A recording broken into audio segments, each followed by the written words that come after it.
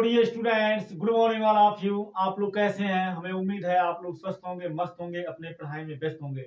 Dear students, आज का जो हमारा टॉपिक है बहुत ही महत्वपूर्ण है और जो कि मैं पहले से यहाँ लिख दिया हूँ, मैथमेटिक्स का है। बोर्ड एग्जाम को देखते हुए मैं यहाँ पर 5 प्रश्न लिया हूँ। कन्फर्म मानो बोर्ड एग्जाम में कम से कम इसमें से 2 प्रश्न आएंगे और 4 नंबर, 2 नंबर से लेकर के 6 नंबर तक आप प्राप्त कर सकते हैं बड़े ही आसानी से।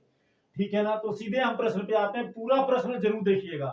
हम अपने फायदे की बात नहीं कर रहे हैं, आपके फायदे की बात कर रहे हैं। 100% यकीन मानिए आपका 2 नंबर से 4 नंबर फंसेगा। बहुत ही आसान है। इस तरह के प्रश्न बोर्ड एग्जाम में पूछे जाते हैं। चलिए सीधे आते हैं टॉपिक पे। क्वेश्चन का सोल्यूशन देखते हैं। क्वेश्चन नंबर पहला दिया है। पहला है, एक श्रेणी दी गई है। श्रेणी 2, 3, 4, 8, 6, 10, 11, 12, 7 का समांतर माध्य ज्ञात करो। तो डियर स्टूडेंट, बहुत आसान है। एक सूत्र होता है, सिंपल सा है। इस तरह का जब प्रश्न आएगा तो इसके लगाने के लिए ये सूत्र का प्रयोग करिएगा। और इस तरह का प्रश्न आता भी है, समांतर माध्य बराबर होता है सभी पदों का योग। सभी पदों का सभी पदों का योग सभी पदों का योग बटे बटे सभी पदों की संख्या। सभी पदों की संख्या। बहुत आसान, बहुत आसान है ना? तो सभी पद क्या है? 2 है, तो 2 लिखेंगे, प्लस 3 लिखेंगे, प्लस 4 लिखेंगे, प्लस 8 लिखेंगे, प्लस 6 लिखेंगे, प्लस 10 लिख देंगे, प्लस 11 लिख देंगे, प्लस 12 लिख देंगे, प्लस 7 लिख देंगे। ठीक है ना? 2 3 4 8 6, 2 3 4 8 6, फिर 10 11 12 7, 10 11 12 7। ठीक है ना? अपान सभी पदों की संख्या। कुल कितने पद हैं यहां से गिन लीजिए। 1 2 3 4 5 6 7 8 9। यहां भी देख लेते हैं। 1 2 3 4 5 6 7 8 9, तो बटे 9 लिख देंगे। अब इसको जोड़ लीजिए। देखो, 2 में 3 जोड़ोगे 4 आएगा, 2 में 3 जोड़ोगे 5 आएगा, सॉरी 2 में 3 जोड़ोगे 5, फिर 4 जोड़ोगे 9, फिर 8 जोड़ोगे तो 17। 17 में 6 जोड़ेंगे तो 17 6 23 हो जाएगा। 23 में 10 जोड़ेंगे तो 33 हो जाएगा। और 33 में फिर हमें कितना जोड़ना है? 33 में जोड़ना है 11। तो 1 3 1 4, 3 1 4 44 हो जाएगा। फिर जोड़ना है 12, तो 4 2 6 हो जाएगा, 4 1 5 56 हो जाएगा। फिर जोड़ना है 7, तो 7 6 13, और यहाँ 5 में 1 जोड़ देंगे तो 6 हो जाएगा। तो कितना हो गया? ये हो गया 63। तो यहाँ 63 लिख देंगे और 9। एक बार फिर से, 2 में 3 जोड़ दिए 5, 5 में 4 जोड़ दिए 9, 9 में 8 जोड़ दिए 17, 17 में 6 जोड़ दिए तो 23, 23 में 10 जोड़ दिए तो 35, 35 में 11 जोड़ दिए तो 44, फिर 12 जोड़ दिए, 4 2 6, 4 1 5, फिर 7 जोड़ दिए, 7 6 13, 5 1 6।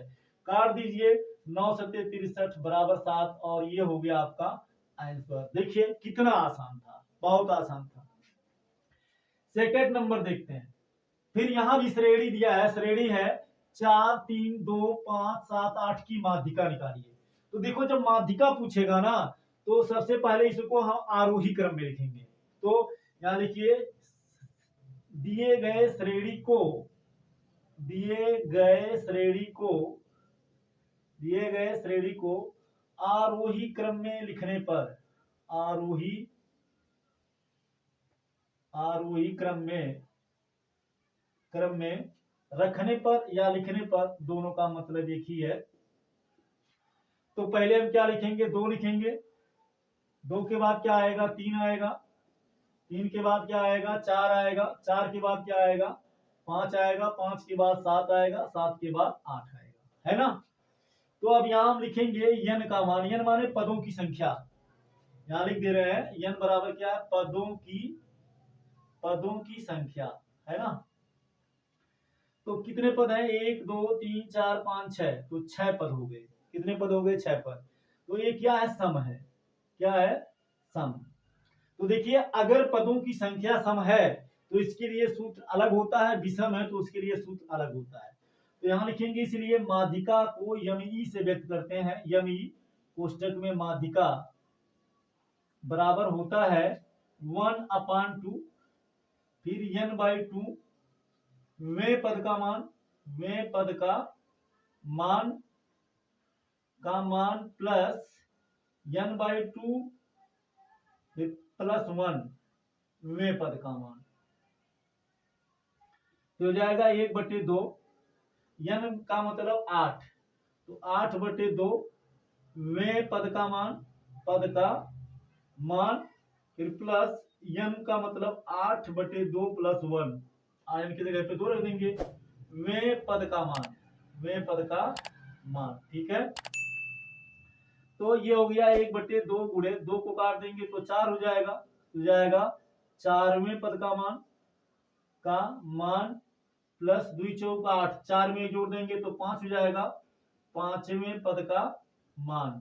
ठीक है, तो अब है 1/2, देखो चौथा पद, चौथा पद, तो 1 2 3, सॉरी देखो यहाँ थोड़ा गड़बड़ हो गया, कुल कितने पद हैं, 6 पद हैं, तो यहाँ हमें 6 लिखना चाहिए था, गलत हो गया, सॉरी, यहाँ 6 लिख देते हैं, यहाँ भी कितना लिख देते हैं, 6 लिख देते हैं, तो 2 का भाग 6 में देंगे तो 2 3 6, 3 आएगा, और ये भी कितना हो जाएगा, 3 हो जाएगा, तो ये हो जाएगा 3, और 3 में एक जोड़ देंगे तो ये कितना हो जाएगा, 4 हो जाएगा। तो तीसरा पद 1 2 3, तीसरा पद 4 हो गया, प्लस फिर चौथा पद, तो चौथा पद कितना है, 1 2 3 4, तो ये 5 हो गया। ठीक है ना, तो ये बराबर हो जाएगा 1/2 गुणे 5 में 4 जोड़ेंगे तो 9 होगा, और 9 में जब 2 का भाग देंगे तो 4.5 हो जाएगा, और ये हो गया आपका आंसर। बहुत इजी था, बहुत आसान था। ठीक है ना, अब इसके बाद में देख लेते हैं, इसके बाद में क्वेश्चन नंबर हम देख लेते हैं, क्या हुआ, क्वेश्चन नंबर 3 को देख लेते हैं। क्वेश्चन नंबर 3 क्या दिया है, क्वेश्चन नंबर 3 में दिया है 2 5 11 13 17 18 12 की माध्यिका ज्ञात कीजिए। तो सबसे पहले इसको क्या करेंगे, आरोही क्रम में लिखेंगे ना, यहाँ लिखिए आरोही क्रम में रखने पर, तो पहले क्या लिखेंगे, 2 लिख देंगे, 2 के बाद क्या आएगा, 5 आएगा, 5 के बाद क्या आएगा, 11 आएगा, फिर क्या आएगा, 13 आएगा, फिर क्या आएगा, 17 आएगा, फिर क्या आएगा, 12, सॉरी 11 के बाद क्या आएगा, 11 के बाद 12 आएगा, और 12 के बाद क्या आएगा, 13 आएगा, और 13 के बाद क्या आएगा, 17 आएगा, और 17 के बाद 18 आएगा। तो गिन लेते हैं कितने पद हैं, 1 2 3 4 5 6 7, 1 2 3 4 5 6 7, है ना, समझ में आ गया। तो यहाँ n बराबर 7 क्या है, विषम है, बहुत आसान है, ये तो आ गया, ये तो तुरंत आ जाएगा।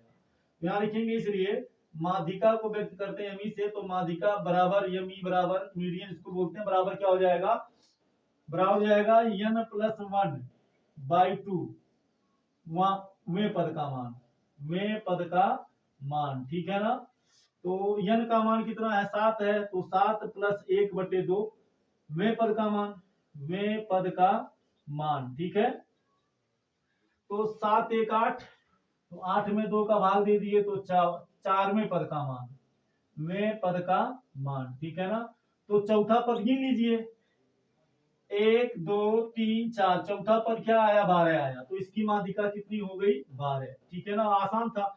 तो अगर सम संख्या का माध्यिका पूछेगा तो आप ये सूत्र लगाएंगे, अगर मान लीजिए पदों की संख्या सम है तो ये सूत्र लगेगा, n/2 वें पद का मान प्लस n/2 + 1 वें पद का मान।